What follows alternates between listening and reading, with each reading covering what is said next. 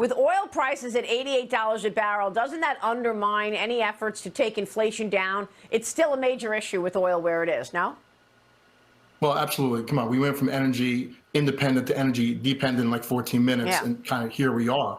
I will say this past summer, though, we did catch some, again, we're growth managers, obviously, with the tech names, but we found ourselves kind of going into low oil when you saw sub $70 a barrel because there's a put there. It's the Saudis. Of course, they hate us. And that put is there on purpose. I mean, basically down to $70 a barrel, what do they do? They cut 1 million barrels a day, and then they happen a second time.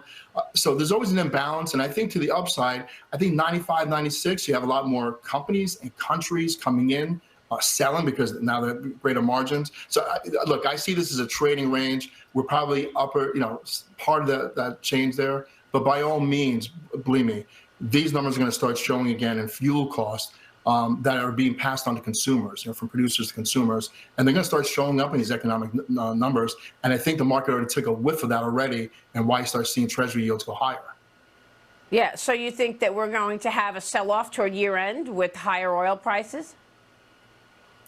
Well, we could. I mean, look, this is definitely one of those times where the easy money, which was no easy, was from January through June. This is definitely a chop fest. But something can happen really interesting towards the end of the year. If the market holds up pretty good, particularly tech stocks, you're going to have some performance anxiety by money managers who've been very bearish on the sideline, very little alpha, very little return, and you have the NASDAQ of over 20%. That's a good combination to get some of these managers, whether they don't hold their nose and buy stocks, but that's a good spot to be in should we get through this October period. All right, we'll see about that. Ken, good to see you. Thanks very much for weighing in. Great, Ken Mahoney joining us this morning. We will take a break.